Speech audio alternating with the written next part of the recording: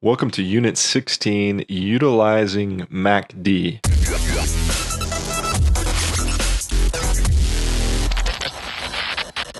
What is MACD? And you can look up the definition on, say, Investopedia and other free resources.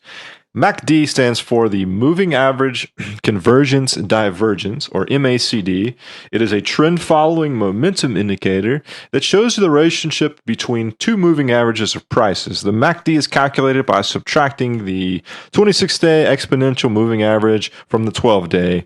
A 9-day would be called the signal line, and then it's plotted on top. So you can kind of read the text below to get an idea of how it works and what it actually is. It's moving averages that are converging and diverging, which there are a few ways to trade this. I'm not going to get into too much detail because I don't particularly use this, but I do find that when I was starting out, it was a way to help me sort of visualize what I can already see now. But what I find I'll give you some examples of pitfalls.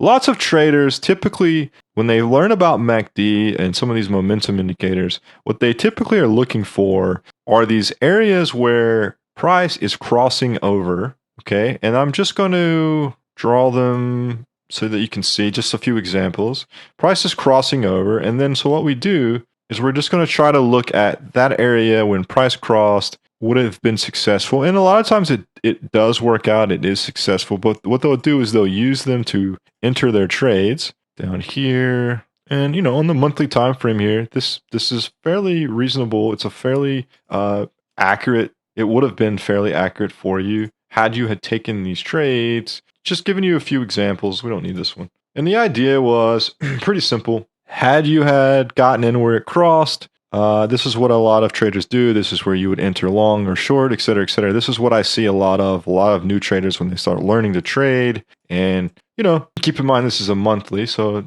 these trades are going to take a long time, but I just want to demonstrate what a lot of people use it for.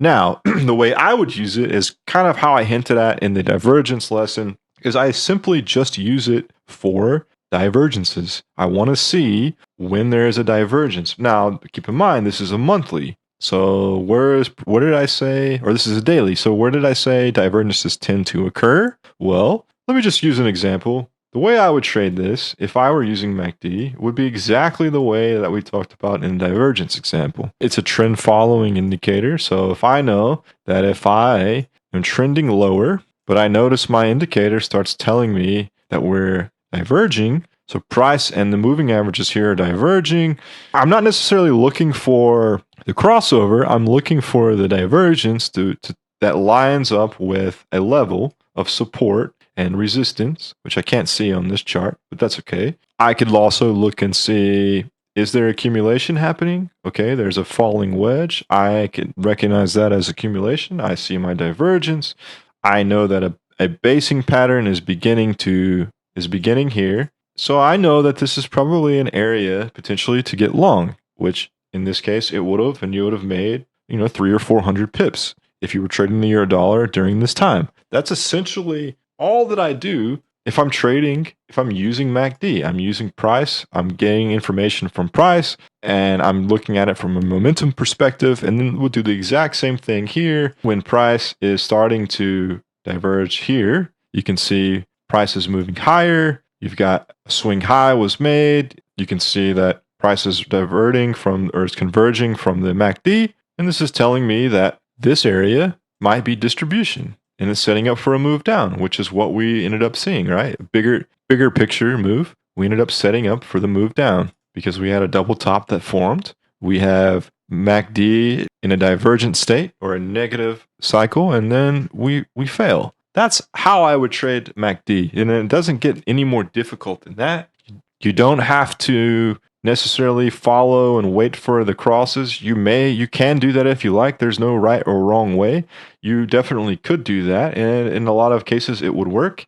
In some cases it fails. So you have to keep that in mind. Depending on the length of trade, there are a lot of things that can be used for this. Here's an example of a failure. If you had gotten in this example, You cross, the MACD crossed to the upside, and it's telling you it should have been a signal to go long, but it actually failed, and we continued lower, so that you would have had a loss there had you just based your entry on MACD crossovers. So that's something you keep in mind, guys. A lot of new traders, especially if they're learning about indicators, this is what they do.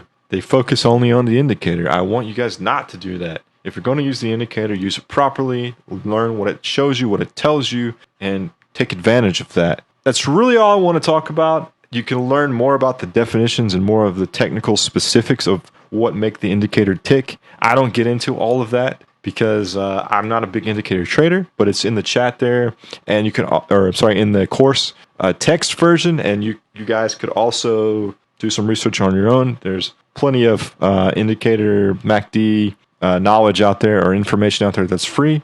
I just wanted to cover it because it is commonplace and a lot of new traders will learn about it eventually. So what better to at least get them prepared and sort of show them the pitfalls and then at least how I use it